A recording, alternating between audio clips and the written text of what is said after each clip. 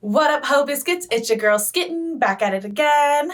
First and foremost, I hope you guys are doing well. Hope you guys are staying safe and sanitized. Another day, another overly sarcastic productions reaction. Today we are here for Fables and Folktales. So you guys know that means it's my girl Red, my woman crush every day. Love this lady. Never met her in my life, but I would like to. It would be nice. That would be like pretty fucking cool. I always love how Red gives us the breakdown. Always love how Red kind of expands on what's going on culturally. And the Fables and Folktales is so much fun because I definitely feel like as an American, we really only get like a certain kind of fairy tale. You feel me? Like, we really only get a certain type of fable and folktale. So it's always nice that Red is exploring new and different kinds of stories for us. The title of this one is Yuki-Onna, and doubling back to what I just said, circling back, right? I love corporate speak, but like also I don't.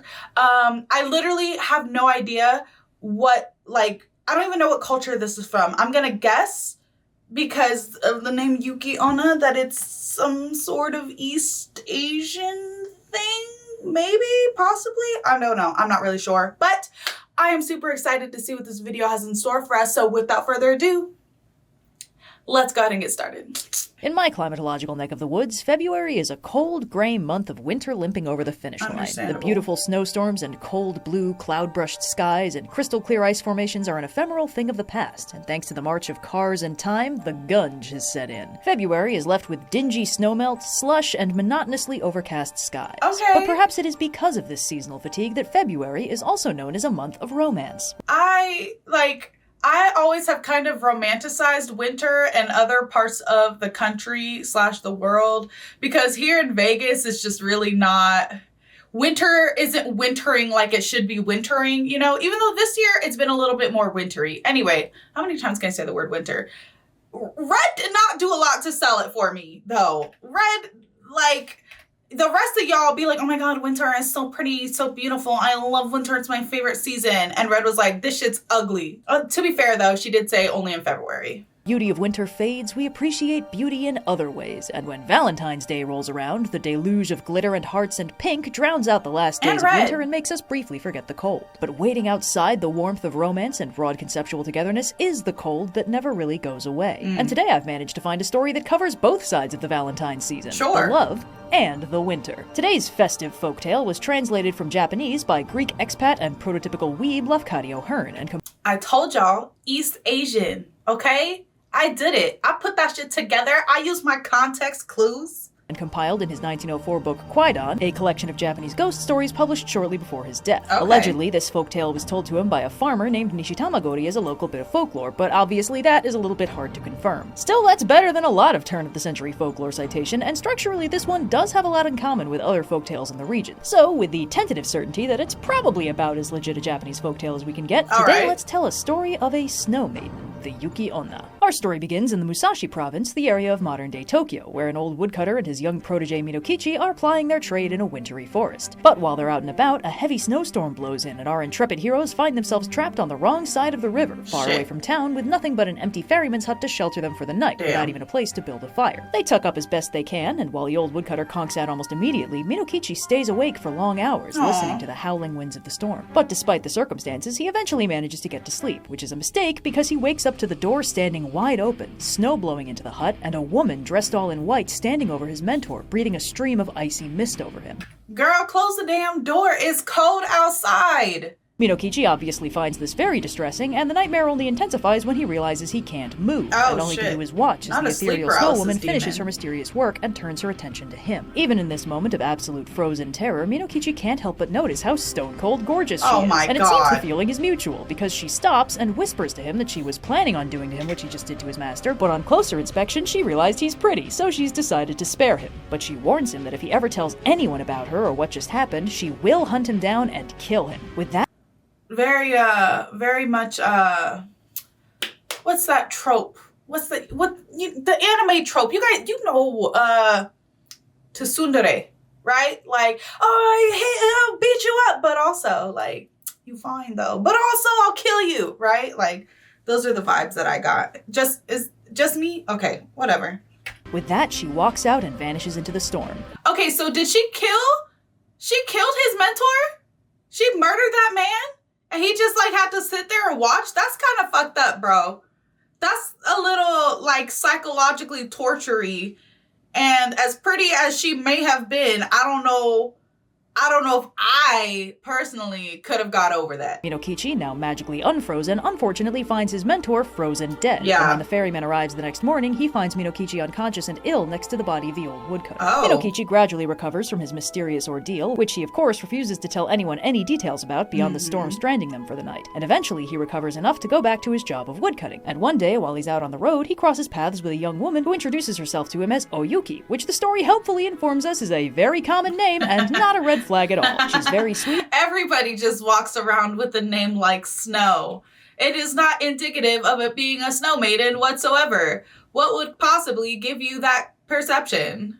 She's very sweet and very polite and more than a little gorgeous, and after some lovely conversation, Minokichi invites her to his home, where her good manners immediately endear her to Minokichi's mother and the town overall. Predictably enough, this meet-cute blossoms into a romance, and shortly thereafter, a wedding. Minokichi and Oyuki share a beautiful marriage, and eventually, 10 kids. God damn! Bro, get off her!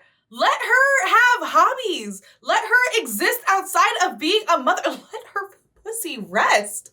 My God. Though some of the townsfolk note that Oyuki certainly doesn't look like a woman who's had 10 kids, and is just as ethereally young and beautiful as she was the day she arrived. Which is probably fine. Just good genetics, I guess. Nothing to worry about. One late night, after the children have been put to bed, Minokichi sees Oyuki sewing by the light of a lamp, and is momentarily struck. In the pale, dim light, she bears a strange and uncanny resemblance to that half-forgotten stormy night so many years ago. He says as much, and when she asks him what he means, he tells her about the dreamlike encounter he had with the deadly Yuki-Onna that killed his mentor. She literally told you not to tell anybody!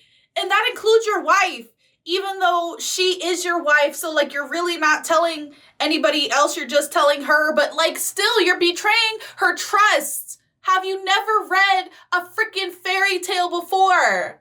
Bro. The only thing he's ever seen that matched the beauty of his wife, but in such a strange and unearthly way that he found it utterly terrifying. Now, we may recall that the Yuki-Onna told Minokichi that if he ever told anybody about that night, she would find and kill him. And because Minokichi seems to have forgotten that, Oyuki helpfully reminds him of what she told him all those years ago. The wind kicks up, and Oyuki begins to dissolve into snow, telling Minokichi that if it weren't for their children sleeping in the other room, she'd be true to her word and kill him then and there. And if he ever fails to be a good father to their children, she'll be back to finish the job. She leaves With one him? final death threat to bookend their relationship the way it began, she turns into a wisp of snow and vanishes into the night. Bro. And that's where the story ends. A lot of fascinating layers to this That's one, so considering sad. how bite-sized it is. I think the moral of this story is that any relationship that starts with an NDA is doomed right from the jump.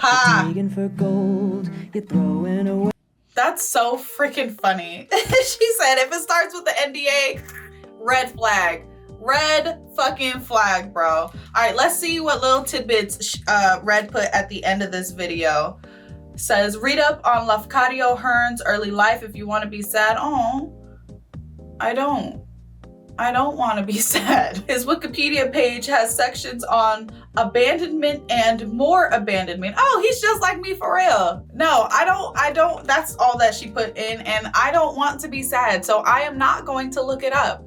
And you can't make me. You can't force me to be sad. I will do anything for you, Red, but I don't know if I'll do that. Anywhoozins, I actually really enjoyed this. I knew though, like I knew as soon as he said something to her, I was like hoping, you know, we would get like the happily ever after, and she realizes how much she loves him and she wants to be with him, blah, blah, blah. So she stays even though he broke his promise, right? I was really hoping for that, but I already knew because I've read like a lot of old timey folk tales, and they don't give a fuck about your feelings, bro. They do not care. They will make the ending of the fairy tale sad as fucking shit. Okay, so I already knew as soon as he told her that she was finna leave. I low-key thought she was gonna kill him. Like, I really did. I thought she was gonna kill him. But she just left, which I guess is technically the best case scenario. But now he's a single dad to 10 children. 10 of them. That is so many. It's too many. It's too many. Anyways, I really hope that you guys enjoyed the video. Don't forget to leave your reaction requests and recommendations down in the comments below. And other than that, peace out, Ho Biscuits. It's Skittenlit.